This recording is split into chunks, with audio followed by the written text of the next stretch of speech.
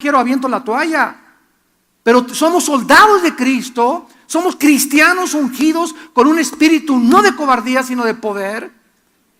Y tenemos que entender en dónde radica nuestro poder. Fortaleceos en el Señor, dice Efesios 6:10. En Él están nuestras fuerzas y en el poder de su fuerza. En el original griego dice, saquen fuerzas de Dios porque ustedes no tienen ningunas. Entonces, si tú estás viviendo en la carne y enfrentando los problemas en la carne, nada más te echas la persinada en la mañana y con eso crees que ya la hiciste. De vez en cuando lees la Biblia, vienen los problemas, y problemas en el matrimonio y con los hijos, en el trabajo y las cosas en el periódico, y el petróleo subió y el dólar cayó, etcétera, etcétera. ¿Quién, dice Pablo, es suficiente para estas cosas? Nadie. Somos humanos con pies de barro, somos personas frágiles, débiles. Esta es la razón por la cual el Espíritu Santo vino a nuestra vida, a infundirnos un valor que no es inherente de la naturaleza humana, y que solo a través de este poder de la oración vamos a aguantar, y vamos a poder llegar, y vamos a poder decir, no fue en vano la fe y la gracia de Dios en mi vida. Vamos pues a adentrarnos en este pasaje en Lucas 22, y lo vamos a examinar con mucho detalle, con la guía del Espíritu Santo. Saliendo se fue como solía al monte de los olivos, y sus discípulos también le siguieron. Cuando llegó a aquel lugar, les dijo, orad, que no entréis en tentación. Fue la primera advertencia que Cristo les hizo a los discípulos en la hora más difícil y peligrosa de los que le siguieron. Si ustedes no oran, en otras palabras, van a caer en tentación. Sigamos. Entonces él se apartó de ellos a distancia como de un tiro de piedra, sea 3 o 4 metros, y puesto de rodillas, oró, diciendo, Padre, si quieres, pasa de mí esta copa, pero no se haga mi voluntad sino la tuya. Y esto es increíble. Se le apareció un ángel del cielo para fortalecerle. Qué increíble agonía estaba Cristo atravesando, que tuvo que bajar un ángel del cielo a él, al Hijo de Dios. Yo estudiando este pasaje desde hace algunos meses atrás, he pensado y he orado y he tratado de entender qué agonía tan increíble atravesó Cristo, que tuvo un ángel que bajar y abrazarlo e infundirle fuerza y infundirle ánimo para que él pudiera atravesar esa prueba final como el Hijo del Hombre, porque era todo en su humanidad lo que Cristo estaba sufriendo. Y estando en agonía, versículo 44, oraba más intensamente. O sea, comenzó abajo a orar, subió y más presión, y mientras más presión oraba Jesús, dice la Biblia, más intensamente oraba. Y era su sudor, llegó esto al grado que grandes gotas de sangre salieron a la tierra. Cuando se levantó de la oración y vino a sus discípulos, los halló durmiendo a causa de la tristeza, y les dijo, ¿por qué dormís? Levantaos y orad para que no entréis en tentación. Este pasaje nos introduce a la más grande agonía que Cristo sufrió en el huerto de Getsemaní antes de enfrentar a la cruz. Es interesante que la palabra Getsemaní significa en el griego aceite prensado. O sea, era un lugar donde estaba lleno, ¿verdad?, de olivos, y donde los cortaban, y ustedes saben que cuando se prensan los olivos comienza a salir ese aceite que en el Antiguo Testamento era el símbolo del Espíritu Santo. Jesús entonces, en Marcos capítulo 14, versículo 32 y 33, Marcos 14, 32 y 33, vinieron a un lugar que se llama Getsemaní y dijo a los discípulos, vean ustedes quiénes fueron los que le acompañaron a Getsemaní.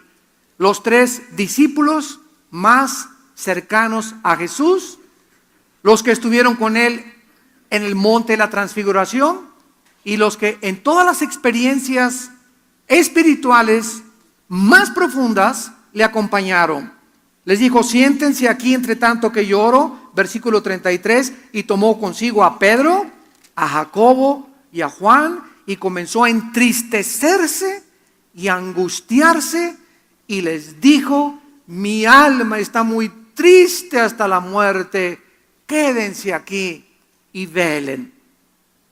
Jesús pues, al entrar a Getsemaní, como el Hijo de Dios, sabía perfectamente bien en qué minuto, en qué día, en qué mes y en qué año iba a morir. Es el único ser humano, Jesús, que sabía perfectamente bien el futuro en este sentido. Cuando Él le dijo a los discípulos, vayan por favor a la ciudad y van a ver a un hombre con un cántaro de agua y Él va a entrar a una casa. Entren a esa casa y díganle, dice el Señor, que le prepares en el piso de arriba un aposento para la última cena. Jesús sabía que en tal hora una persona con un cántaro de agua iba a estar en ese lugar y sin que conociera la persona a Cristo dentro de la casa, Jesús sabía que no iba a remilgar y que iba a prestar su casa para que él tuviera la última cena. Todo lo que Jesús tuvo era prestado. Nunca fue dueño de nada. Se acostaba en el campo, la única túnica que era propiedad de Jesús era la que le arrebataron los soldados y la repartieron en 4 partes, echando suertes por ella. Pero Jesús estaba al control absolutamente de todo. Sabía qué iba a pasar en este momento, qué iba a pasar después. Como le dijo a Natanael, Natanael, te conozco y que eres un verdadero hombre de Dios. Y veía a la gente de Jesucristo y sabía el corazón de esa persona, sabía perfectamente bien el destino de esa persona. Y cuando escogió a los discípulos, Él sabía quién era Pedro, quién era Mateo, quién era Lucas, etcétera, etcétera. Y también sabía, cuando tuvo a Judas Iscariote enfrente de Él, sabía que ese hombre era el diablo en persona. Jesús sabía absolutamente todo.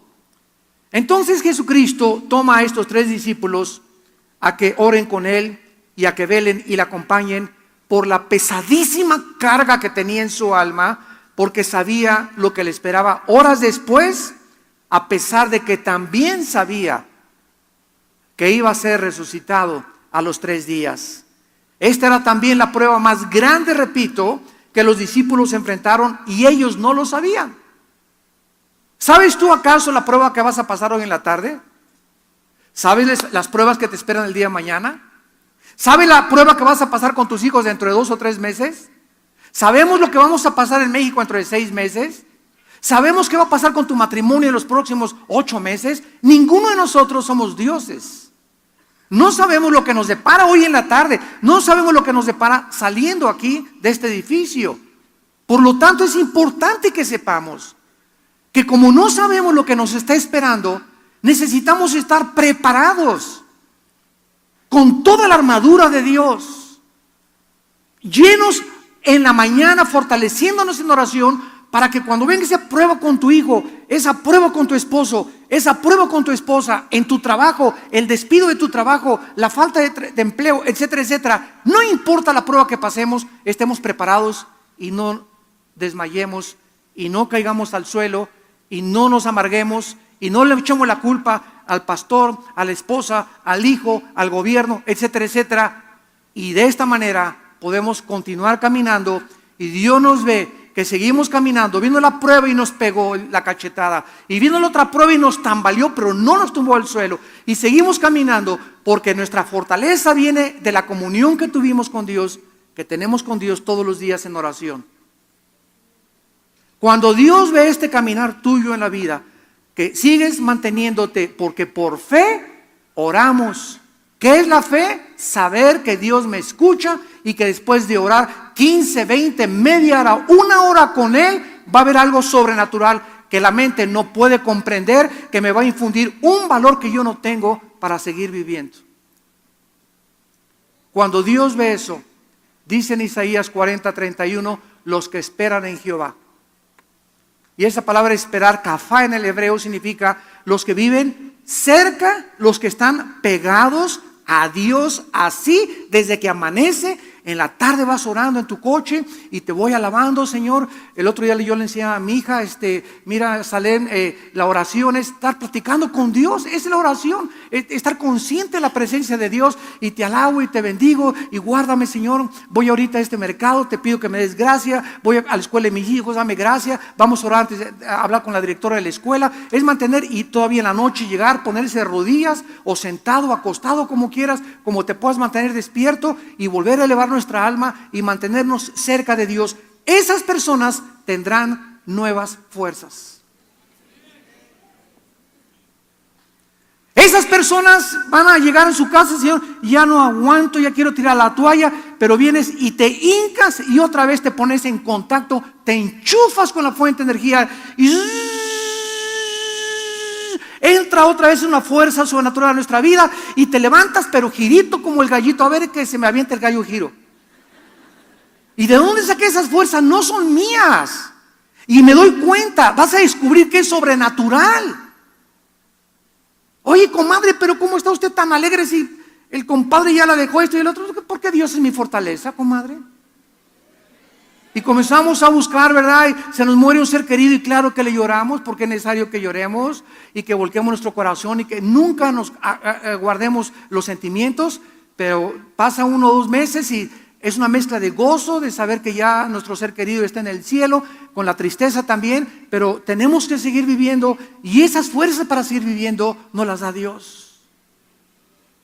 De otra forma vas a estar vestida de negro 6 años. Jesús sabía pues la grande prueba que venía sobre sus hombres, sobre sus discípulos. Y Él les dijo, velen y oren, porque sabía Jesús que solo de rodillas iban a poder pasar la prueba. Dice el versículo 41 de Lucas 22, nuestro pasaje. Vamos a comenzar a examinarlo. En el capítulo 40, cuando llegó a aquel lugar, al huerto de Getsemaní, lo primero que le pidió a los discípulos fue, oren. ¿Por qué? Porque ellos no sabían, pero viene sobre ustedes una grande tentación. Y quiero decirte que mientras nosotros nos mantengamos en oración en las mañanas y busquemos el reino de Dios, primeramente en la mañana, y le entreguemos lo primero en nuestro tiempo a Dios, las tentaciones, como dice el chiste, ¿verdad? Que estaba Pepito y le tocaron la puerta. Y dijo Pepito, ¿quién es? Y le contestaron, Doña Tentación te toca la puerta. Y Pepito dijo, ¿verdad? Si yo voy y le abro la puerta, me voy con ella. Jesús, ve y abre la puerta, por favor. Entonces, cuando nosotros tenemos comunión con Cristo y la tentación nos asalta, vamos a tener la fuerza porque Jesús es nuestro escudo. Y dice en 2 de Pedro 2, ¿sabe Dios librar de tentación a los piadosos? Pero si tú no estás en comunión con Dios y en contacto con Dios diario, te vas a ir con Doña Tentación. ¿Y por qué caí con mi novio en fornicación? ¿Y por qué cometí adulterio? ¿Y por qué hice este negocio que sabía que era una tranza que mi compadre me propuso y ahora me andan buscando para meterme a la cárcel? ¿Por qué hacemos cosas de las cuales nos lamentamos después? Porque cuando tomamos esa decisión no estábamos en el Espíritu. No estábamos guiados por el Señor. No estábamos fortalecidos por el Señor. Y somos demasiado débiles para aguantar las tentaciones. Insisto otra vez, oren para que no entren en tentación, les dice Jesucristo. Se apartó de ellos como una distancia, un tiro de piedra, y Jesús comienza en ese momento a darse cuenta que en esa prueba que tenía él enfrente necesitaba no hablarle a doña doctora Corazón, ni al psicólogo, ni al psiquiatra, ni a la mamá, ni al papá. Tenemos que entender que en los momentos que estamos nosotros enfrentando pruebas en la vida, necesitamos estar a solas con nuestro Padre. Jesús sabía que necesitaba un lugar apartado, el huerto de Getsemaní, silencio, uno que otro pajarito, porque Él necesitaba estar a solas con su Padre. Y esperaba que sus discípulos lo reforzaran, ayudándolo, porque cuando 2 o 3 se juntan, es mucho más fuerte la oración. Cuando 10 se juntan y se ponen de acuerdo, es mucho más fuerte la oración. Cuando nos juntamos como iglesia a orar sobre una misma cosa, sobre una misma petición, esa oración adquiere un poder increíble, más grande que cualquier bomba de hidrógeno. La oración tiene el poder más grande que cualquier fisión nuclear.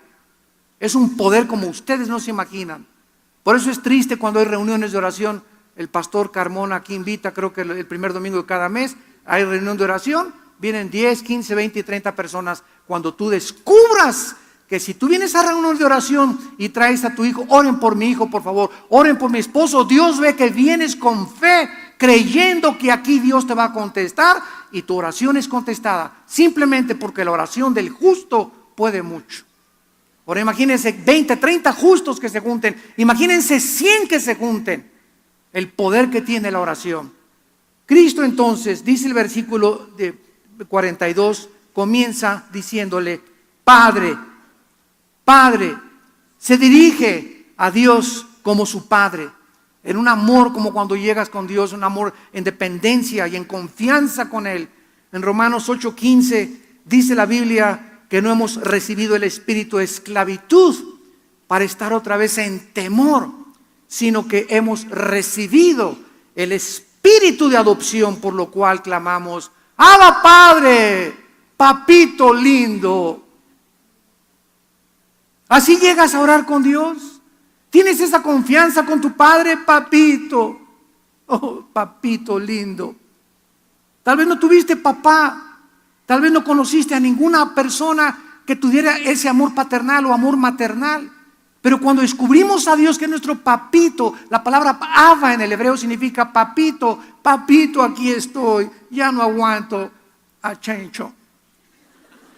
Oh Señor, ya no sé qué hacer con mi hija, papito. Ya no sé qué hacer con mi esposo. Ya no sé qué hacer con mis papás. Ya no sé qué hacer con lo del trabajo. Papi, acá me acaban de despedir, papito, vengo a ti.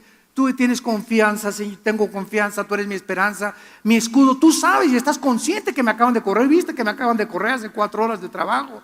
Y no tengo trabajo, pero yo confío en ti, papito. Oh Dios, dame tu paz. Solo quiero tu paz para poder atravesar mientras viene tu trabajo, saber que estás conmigo. Porque si sé que estás conmigo, todo lo podré que me fortalecerás. Y eso es lo que necesitamos para enfrentar las pruebas, a papito. Porque Jesús es nuestro ejemplo. Jesús dice en Hebreos 2 que es nuestro hermano mayor. Papi, le dice Cristo a su Padre, se encontraba en una agonía indescriptible, la cual solo podía ser mitigada, apaciguada y calmada por su Padre. ¿Qué dice 1 Pedro 5:7? Echando toda nuestra ansiedad sobre de Él, porque Él tiene cuidado de nosotros.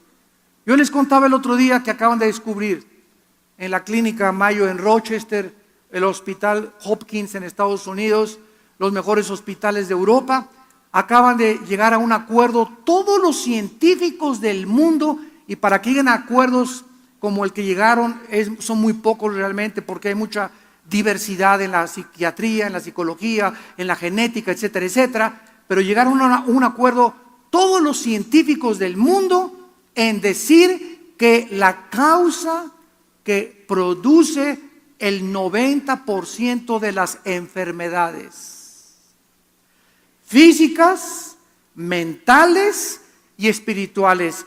El origen del 90% de las enfermedades se encuentra en el estrés. En el estrés, el famoso estrés. ¿Qué es el estrés? Es un estado de ansiedad. No te aguanto ni contigo mismo. Es un estado de envidia. Es un estado de odio. Es un estado de rencor. Es un estado que ay, se me apareció Juanita y esa reacción que tiene dentro de ti te estresa. Ese estrés, esa fuerza negativa es la que produce el 90% de tus problemas físicos, mentales y espirituales.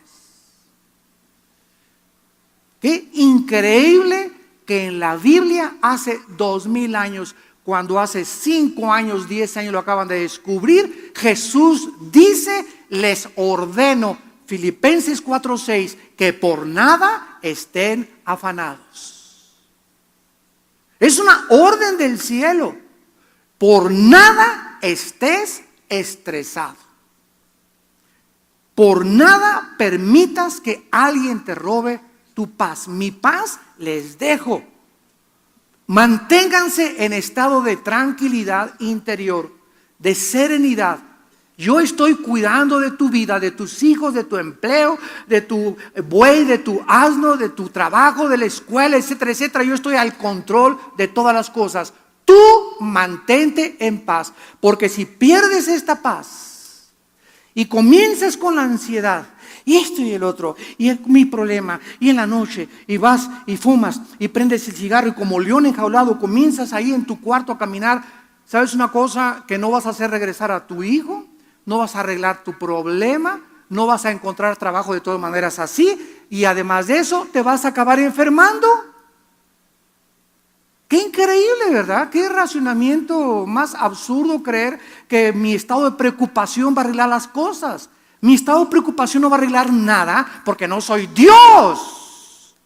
Yo no puedo cambiar la vida de mis hijos, no puedo cambiar la vida de mi esposo, no puedo cambiar la vida de mi esposa. Yo no puedo hacer que me den un trabajo a fuerzas. Estoy completamente dependiendo en mi Padre Celestial, en el soberano creador, en el Shaddai del universo. Y cuando esa confianza es depositado y hecho mi ansiedad, Padre, aquí está mi problema. Yo quiero tener tu paz, no tengo trabajo, no tengo aquello.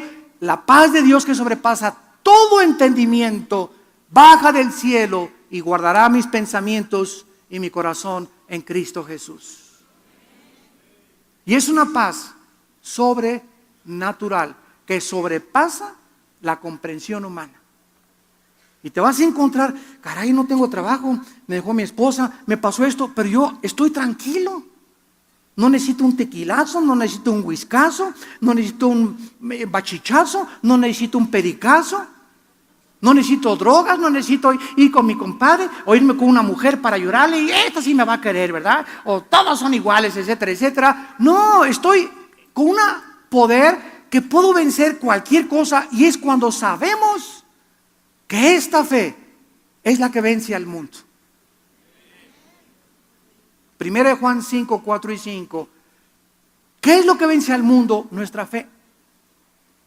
¿Qué quiero decirles? La confianza de que Dios nos ve y nos ha oído. Esa es la fe. Porque es necesario que el que se acerca a Dios en oración crea que le hay. Y a caí de rodillas, creo que Dios es Padre, que Él me va a cuidar. Y cuando Dios ve esa actitud mía de echar mi ansiedad sobre Él, Él tiene cuidado de mí. Y la respuesta de Dios es con su paz, que nos debe de guardar hasta el final del mundo. Cristo nos pone el ejemplo y nos pregunta: ¿tú también estás acostumbrado ya a echar tus cargas sobre Dios?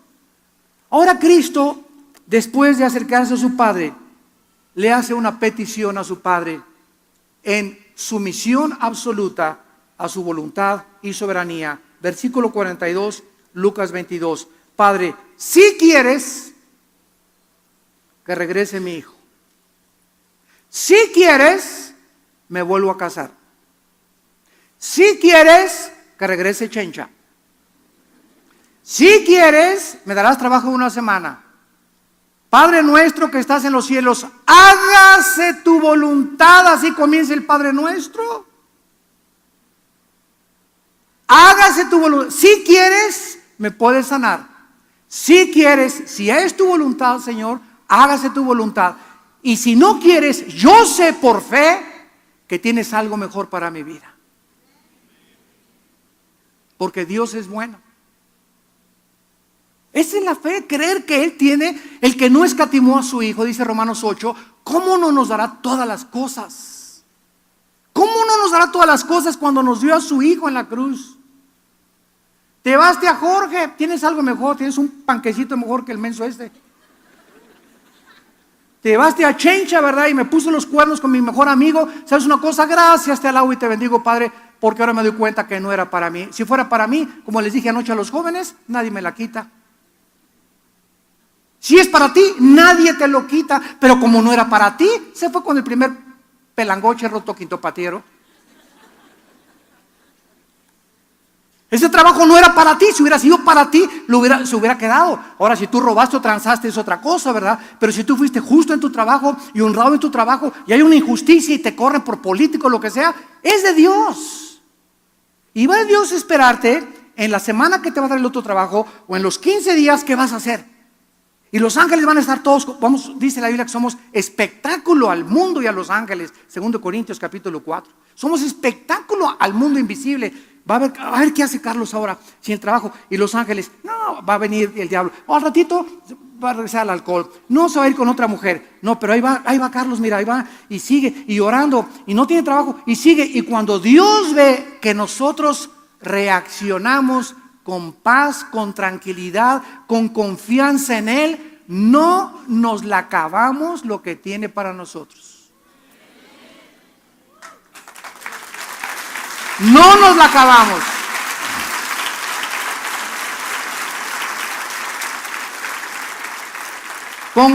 Grandes son las bendiciones que Dios tiene para aquellos que le temen y guardan su palabra. No nos imaginamos lo que Dios tiene para nosotros. Y muchos de ustedes, amados santos de Dios, todavía no reciben esas promesas, porque dice Hebreos 6 que para que esa promesa que Dios tiene para ti baje del cielo y te bendiga, necesitas la fe y la paciencia. Pero tu impaciencia, no, ya me dejó Jorge, al otro día andas con otro. Ya me dejó Chencha, andas con Lupita al otro día. Ya perdiste el trabajo, pues voy a robar.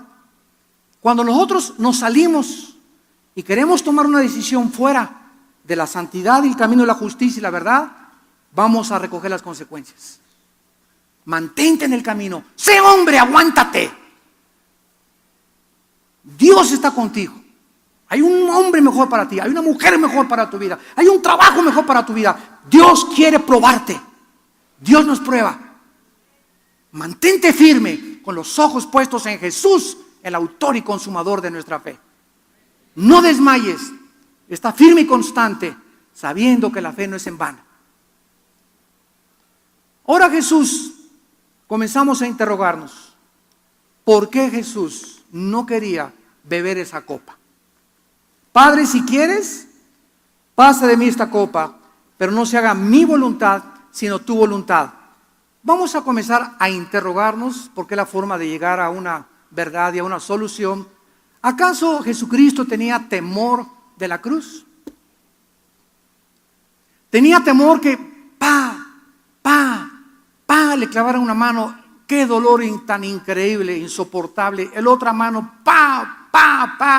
las espinas en su cabeza taladrándole de 4 o 5 pulgadas que se encajaron en su cráneo. Luego los pies, el uno sobre el otro, atravesados con los clavos.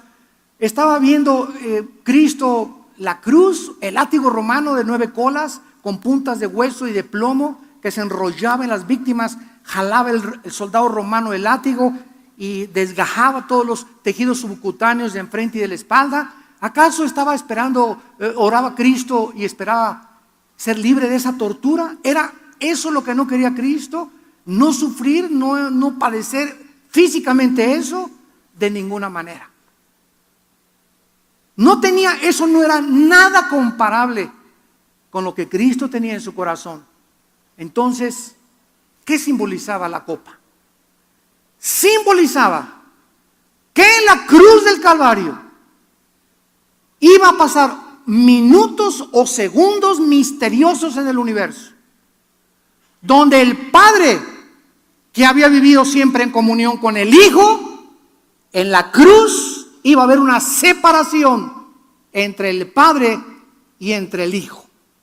Y eso Cristo, separarse de su Padre en el momento en que los pecados cayeran sobre su vida, era el tormento más grande que pudiera él experimentar.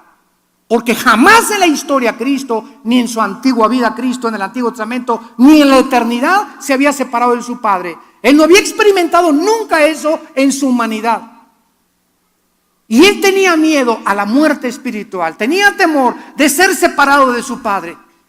Podía aguantar todo lo demás, pero no quería separarse de su padre, porque toda la vida estuvo con su padre, haciendo la voluntad de su padre, dependiendo de su padre, en comunión con su padre. Y en la cruz, cuando los pecados tuyos y mis pecados fueran puestos sobre su cuerpo, el padre tenía que abandonarlo. Y él comenzaría a gritar: Elí, Elí, lama sabactani, en arameo, que significa: Padre, Padre, papito, ¿por qué me has dejado solo? Esta era la copa que Jesucristo quería que el Padre le quitara. En otras palabras, en el lenguaje más popular y parafraseado: Padre, ¿no hay otra manera en la que se pueda arreglar el asunto del pecado? ¿Por qué no les dices a todos: todas las religiones son buenas, mis chiquilines? Cada quien sigue su religión y nos vemos todos en el cielo. Papi, ¿no les puedes decir eso? ¿No puedes mandar al arcángel Gabriel que haya milagros y que crean en ti? En la infinita sabiduría de Dios, en el inmenso, inmensurable conocimiento divino, no había otro camino, porque sin derramamiento de sangre, Hebreos 9:22, no hay perdón de pecados. El Hijo de Dios tenía que morir en nuestro lugar. No había otra manera en la que nuestros pecados fueran perdonados. Si hubiera habido otra manera, Dios no hubiera tenido que sufrir también, viendo a su Hijo lo que sufrió por todos nosotros.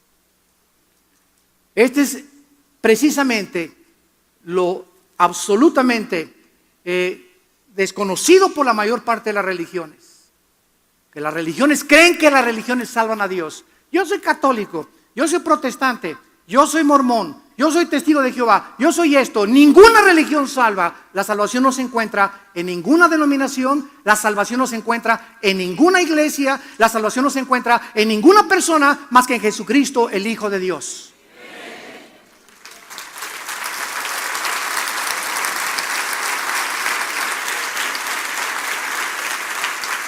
Porque no hay otro nombre. Hechos 4:12, no hay otro nombre, ni en el cielo ni en la tierra, ni Abraham, ni Isaac, ni Jacob, ni el Papa, ni el arzobispo, ni San Anselmo, ni Sor Juan Inés de la Cruz. No hay ningún otro nombre, dice la Biblia, en que el hombre pueda ser salvo más que en el nombre de Jesús. La gente no conoce la Biblia y por eso, ¿verdad?, va con un santito, va con su religión, siguen los preceptos, porque este mensaje que nos fue encargado a nosotros los cristianos de divulgar y predicar en el mundo, tú no lo estás haciendo en tu familia. Tú no lo estás haciendo con tu mejor amiga. Tú no lo estás haciendo con tu mejor amigo. ¿Y te llamas cristiano? ¿Te llamas cristiana? ¿Estás seguro que si te mueres hoy en la noche te vas al cielo? Y cuando llegues ahí: Señor, mi papá fue pastor, mi hermana fue monjita, mi tío fue el arzobispo de Tlanepantla. Cuando era chica me bautizaron. Y lo primero que te va a preguntar, Dios te va a decir: ¿le hablaste a alguien de mí? ¿Le hablaste a alguien de mí y le dijiste, le explicaste el plan de salvación?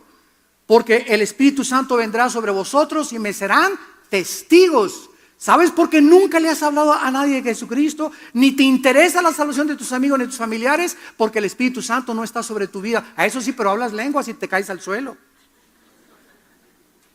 Y el Espíritu Santo nos fue dado para que tuviéramos el valor de enfrentarnos al mundo con este mensaje del resucitado. Y mientras en nosotros no haya ese celo, esa hambre de hablar de Cristo, no podemos creer que tenemos al Espíritu Santo. Porque es la primera evidencia del Espíritu Santo, hablarle a la gente de Jesucristo. Si hubiera habido otro camino u otra forma en que hubiéramos podido salvarnos, repito, Dios lo hubiera provisto. Jesús tenía que rendir su vida total y voluntariamente a la voluntad de su Padre, lo cual implicaba que la cruz era el momento en que los dos se iban a separar. Él iba a cargar con nuestros pecados. Veamos en el libro de Hebreos capítulo 2, ¿qué dice el autor de este libro acerca de la muerte de Cristo? Dice Hebreos 2, versículos del 9 al 10. Hebreos 2:9, pero vemos a aquel que fue hecho un poco menor que los ángeles, a Jesús, coronado de gloria y de honra a causa del padecimiento de la muerte, para que por la gracia de Dios gustase, ¿qué cosa?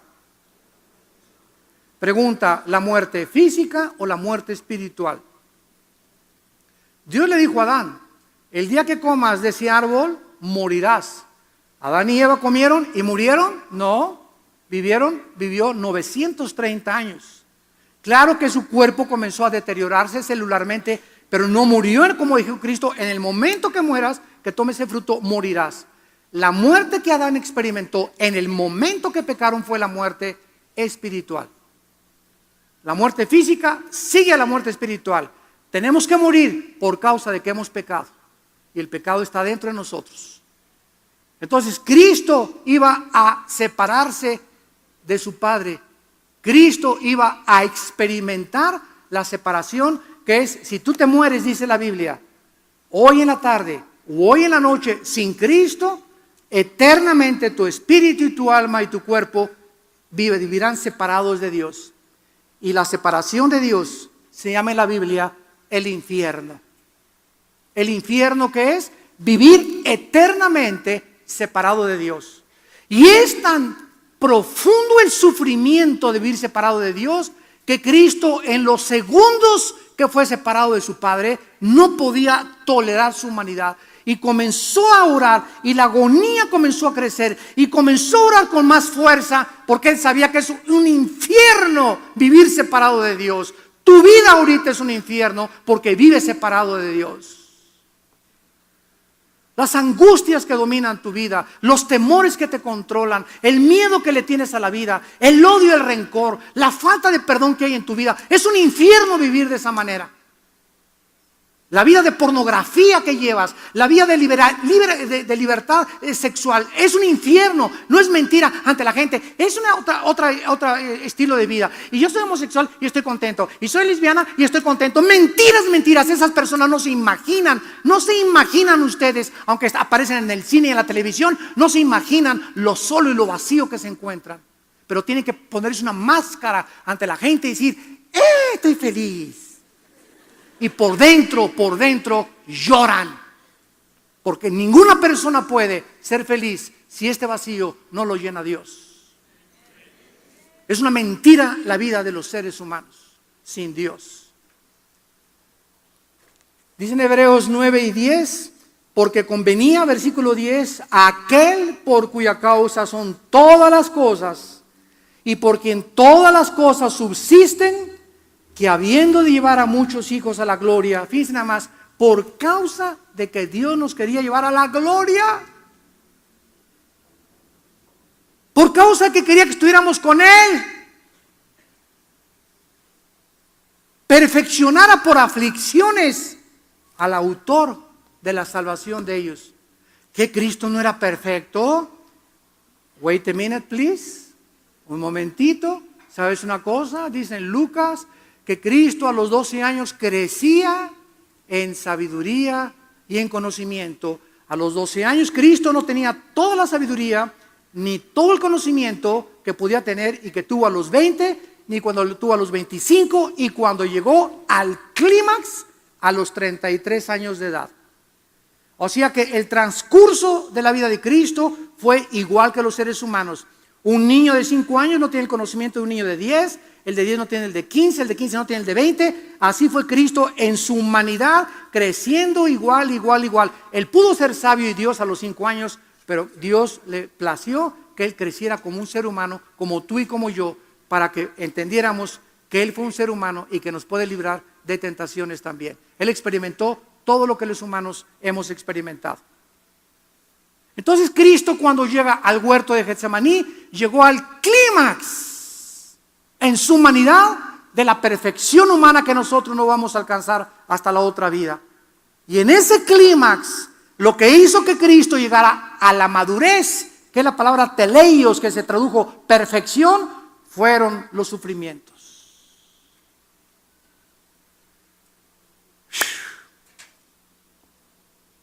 Los sufrimientos nos ayudan a madurar. Ningún ser humano puede madurar en la vida sin haber sufrido. Y esta es la razón por la cual muchos de niños nos vieron papá, mamá en el orfanatorio. Ahorita que estaba el pastor Carmona hablándoles del diezmo, estaban pasando aquí en la pantalla las fotos del orfanatorio, nada más que no hubo una relevancia entre lo que él decía y las fotos. Pero ese niño que lo vieron con la cabeza, que lo estamos ya ayudando en Jerusalén, en el orfanatorio que tenemos en Jerusalén, el muchacho de las barbas que vieron ahí, y Sarita, son los niños, son los 4 hijos de él, es el orfanatorio que tenemos en Israel. Lo vamos a arreglar este video para que ustedes se den cuenta. Ese niño nació con la cabeza así grandota, se le está reduciendo. Otros niños nacen con un corazón artificial, otros nacen con el síndrome de Down. Ahí en Colombia se acercó una señora y me dice: ay, hermano, fíjese que me dijeron algunos cristianos que estamos bajo maldición. ¿Por qué, hermana? Porque me dijeron, ¿verdad?, que cuando iban a ser mi hijo iban a ser con síndrome de Down o mongoloide. Y le dije: ¿sabe una cosa? La Biblia dice que todas las cosas ayudan para bien. Vaya y dígale a su esposa, córrale, el Señor nos ha bendecido con un niño con síndrome de Down. Pero nosotros le llamamos muchas veces maldiciones a los sufrimientos que Dios llama bendiciones. Un niño en Juan capítulo 9 nace ciego y crece ciego, y pasa Jesús un día y le preguntan a los discípulos: ¿por qué nació ciego? ¿Acaso sus padres eran pecadores? ¿Por qué nació con síndrome de Down? ¿Por qué nació así? Y Jesús dijo: ni sus padres ni por el pecado, sino para que mi Padre fuera glorificado. En el nombre de Jesucristo, ve.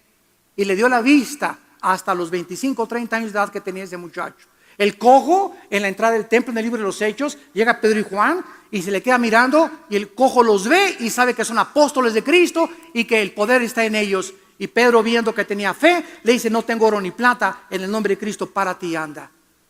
Ese cojo, Cristo no lo sanó. ¿Cuántas veces fue Cristo al templo y no lo sanó? Ahí lo dejó cojo, porque el tiempo de Dios era con Pedro y con Juan. No entendemos los caminos de Dios porque sus pensamientos son diferentes a los nuestros. Pero si somos hijos de Dios, todas las cosas contribuyen a nuestro bien.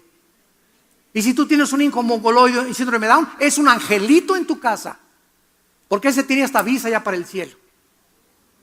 Si ya no tiene, ¿verdad?, son sin pecado esos niños. Son bendiciones para los padres. Y tenemos que entender y ver la vida como la ve Dios. Dice la Biblia que entonces Cristo fue perfeccionado por las aflicciones. Y regresamos a Lucas 22. Y dice el versículo 43. Y entonces se le apareció un ángel del cielo para fortalecerle. Es increíble que la palabra agonía, aquí vamos a entender más profundamente esto. La palabra agonía es la palabra griega agonía, así es en el griego también. ¿Y saben lo que significa la palabra agonía? Significa combate, lucha, contienda intensa. Vamos a ver, y estando en agonía, vamos a traducirlo, y estando luchando Jesús, estando en una contienda, estando en el ring, estando en una pelea, ya casi para punto de morir, mientras él estaba en eso, oraba más intensamente. Pregunta: ¿contra quién peleaba Cristo? Les dije que teníamos que profundizar este pasaje. Si la palabra agonía significa lucha y contienda intensa, Cristo estaba librando en Getsemaní una lucha, una pelea. ¿Contra quién? Pregunta, yo me lo hice.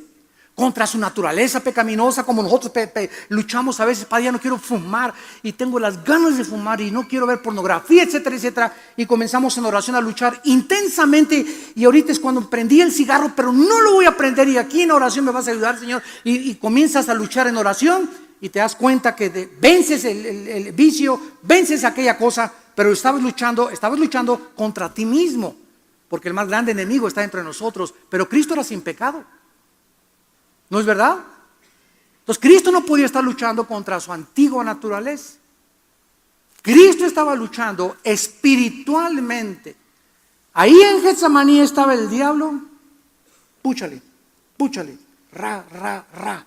Los demonios, los principados, los potestades, los gobernadores de las tinieblas rodearon el huerto de Getsemaní y después, posteriormente, la cruz del Calvario. Y era una presión así en la que los demonios se le acercaron y comenzaron a atormentarlo en su humanidad mentalmente para que él tirara la toalla, para que desistiera, para que abandonara la lucha, para que ya no siga siendo cristiano, para que ya no vayas a la iglesia. Es una presión que tenemos mental nosotros. No sé si tú lo has experimentado.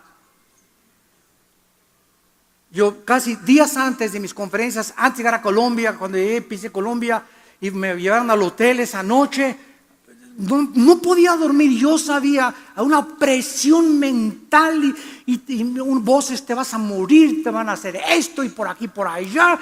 Y me hinqué y comencé a orar y orar y orar y orar y orar. Y después de algunas horas orando, ¡ching!, así como ¡pum!, se despejó el aire. Ya me sentí más tranquilo y dormí ya como un bebé. Pero la presión que experimento muchas veces es demoníaca. Y tú lo vas a experimentar también. Llega el diablo: acuéstate con tu novio, acuéstate con tu novio, dile, divórciate, haz aquello, roba, no le hagas caso a Dios, no le hagas caso a la Biblia, son anticosas. Y viene la presión y esas voces no sabemos de dónde vienen, pero tienes que aprender a discernir cuando esa presión viene a tu vida. Cae de rodillas. Y velar significa: comienza a mantenerte abierto y darnos cuenta que no tenemos lucha contra sangre ni contra carne. ¿Correcto?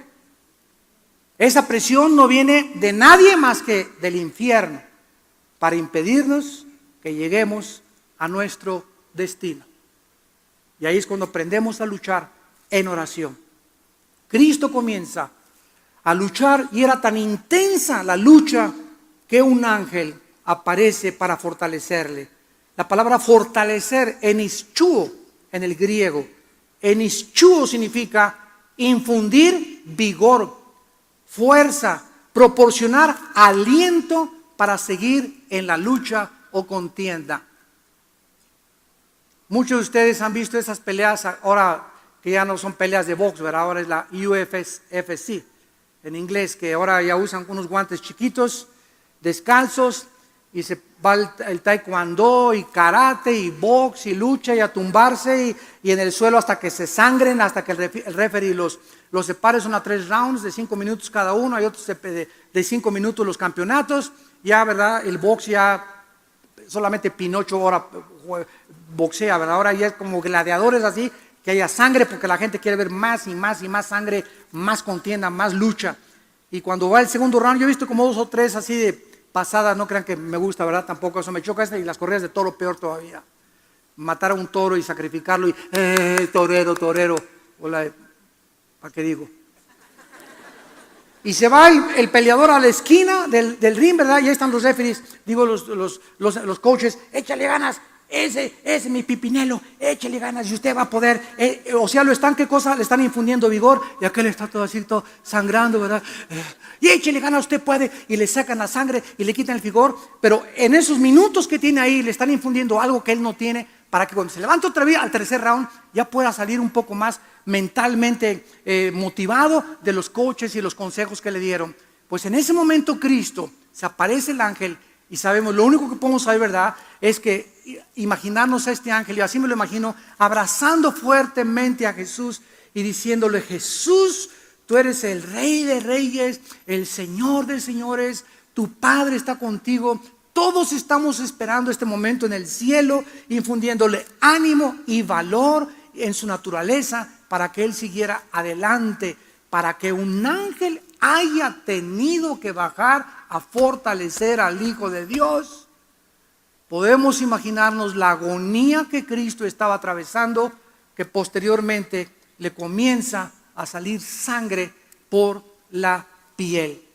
Este fenómeno se llama en la ciencia hematohidrosis, que sucede cuando el páncreas comienza a producir un aumento de lisoginasas que se derraman sobre todo el torrente sanguíneo, diluyendo el cemento endotelial que produce el paso a través de la sangre, a través de los capilares, mezclándose con el sudor, para que la sangre que circula, que bombea el corazón, cuando el corazón hace pum, pum, pum, pum, pum, es una bomba, como si estuvieras inflando un carro, pum, pum, hace pum y te avienta la sangre. si la sangre no tiene colesterol, si la sangre no tiene triglicéridos, si la sangre no tiene chicharrones ni papitas, si no tiene azúcares de las Coca-Colas que te tomas, si la sangre encuentra en la tubería limpia, llega hasta los pies, se sube otra vez y el corazón sigue y sigue y sigue bombeándola y bombeándola y jalándola. Y Cristo en ese momento, cuando el corazón hacía así, ya la sangre no podía regresar, se tenía que salir, tenía que romper las capilaridades y la piel de la presión del corazón de Jesús en esos momentos.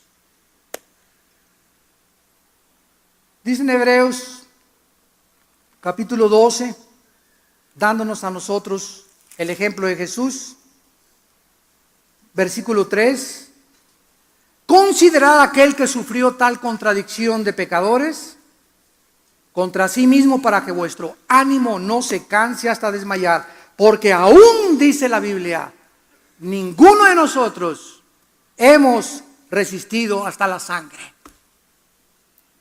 ¿Cuándo fue la última vez que luchaste de veras de rodillas?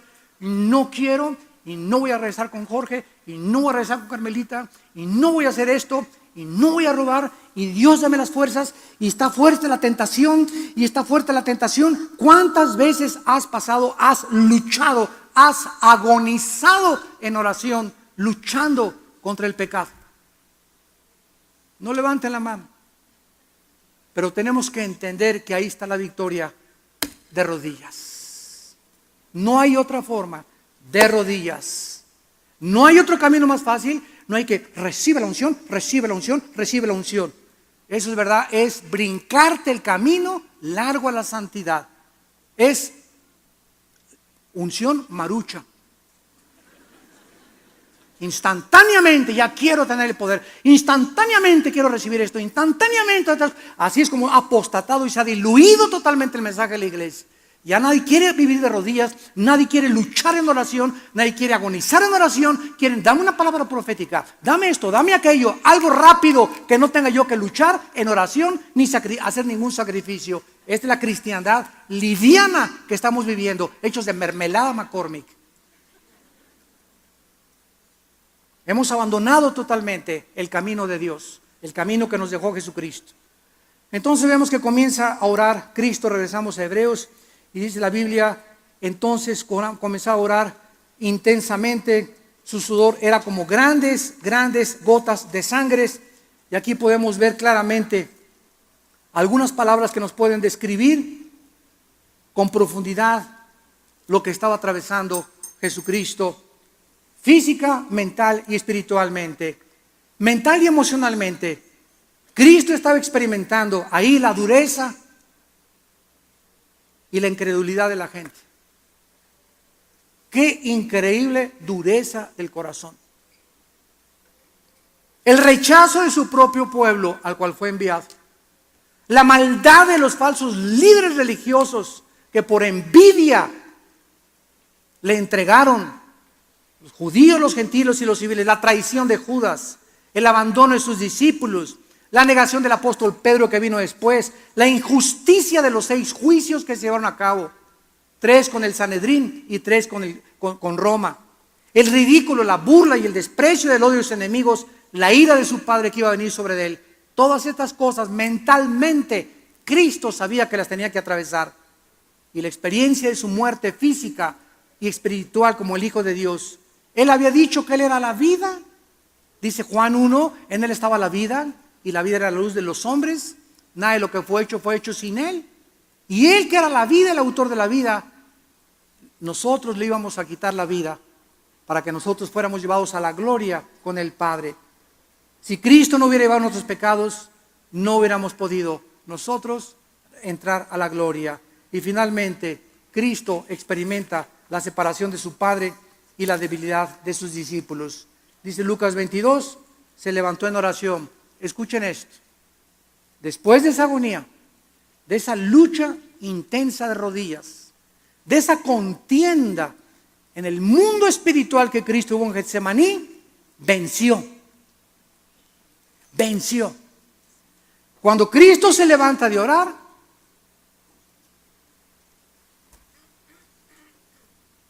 después de la agonía que tuvo, venció.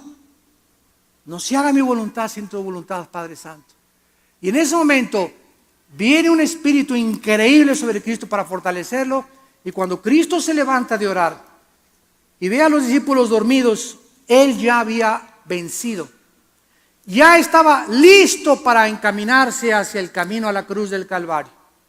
Ya estaba seguro totalmente de sí mismo. Ya sabía perfectamente bien lo que había que hacer. Ya había aceptado en su humanidad la voluntad del Padre. Cristo ya estaba listo para enfrentar a Pilato, la burla, el desprecio, la traición, sin guardar rencor a nadie. Para que culminara en la cruz, entre los brazos, entre el cielo y la tierra, y gritara: Padre, perdónalos. Después de todo lo que me han hecho, después de todos los que sané, ¿dónde están los que sané? ¿Dónde están los demonios que les saqué? ¿Dónde están los que fueron alimentados con los panes y con los peces? ¿Dónde están todas las personas que abracé y que lloré con ellas? ¿Dónde están mis amigos? No hay nadie. Su madre, con María Magdalena y el apóstol Juan. Perdónalos, Señor, porque no saben lo que hacen. Hasta el último momento Jesucristo mantuvo su integridad, mantuvo su serenidad, mantuvo su espiritualidad, mantuvo su comunión con su Padre. Y en ese momento, madre, ahí está tu hijo. Ya no le dijo, perdón, ya no le dijo madre, le dijo mujer. Ahí está tu hijo. Juan, ella no es tu mamá, pero quiero decirte que desde aquí yo estoy formando la familia espiritual. Cuando alguien de ustedes llega aquí y me dicen, estoy en su iglesia, acostúmbrense a decirles, la iglesia somos una familia. Hermano, yo estoy en la iglesia con ustedes en Villanueva, bienvenidos, siempre les digo, a la familia. Porque somos una familia y como familia numerosa que somos, nos ayudamos y como familia oramos y como familia nos toleramos y nos soportamos para poder llegar al momento de la muerte cuando Cristo nos llame, no tener nada contra nadie. Podemos morir llenos de enemigos y de envidiosos y que chismes por aquí y por allá, que Dios los bendiga. Yo no tengo nada contra ti. Los que me odian van a vivir bajo el juicio de Dios, pero yo muero en paz con mis enemigos. ¿Estás tú listo y preparado para esa hora? Saca de tu vida ese estrés, esa envidia, ese rencor, esa amargura, esas preocupaciones. No vas a arreglar tú el día de mañana, tú no vas a poder encontrar trabajo. Ven a la cruz y échale todas tus ansiedades, porque Cristo nos dejó ejemplo que solo de rodillas podemos vencer. Gracias por tu palabra, Señor. Te alabamos y te bendecimos, Dios eterno.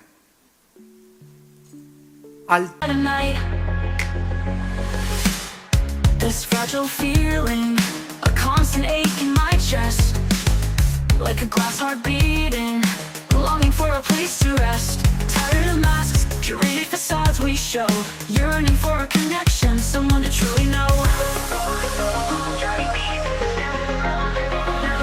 But the world keeps spinning, a dizzying, vibrant blur, and I'm holding on tight, trying not to fall further. Lost in the digital noise, searching for a signal clear. Can anybody hear me?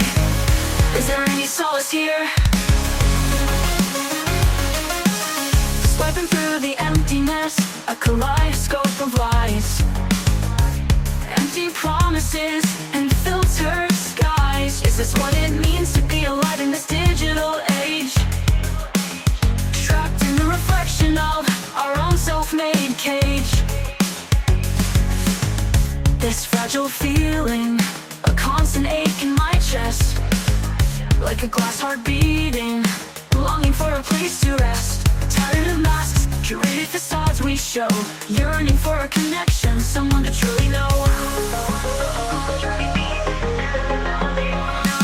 But the world keeps spinning, a dizzying, vibrant blur, and I'm holding on tight, trying not to fall further. Lost in the digital noise, searching for a signal clear. Can anybody hear me? Is there any solace here? The solace is within my own reflection, finding the strength to shatter this digital deception, to embrace the cracks, the flaws, the beauty unforeseen.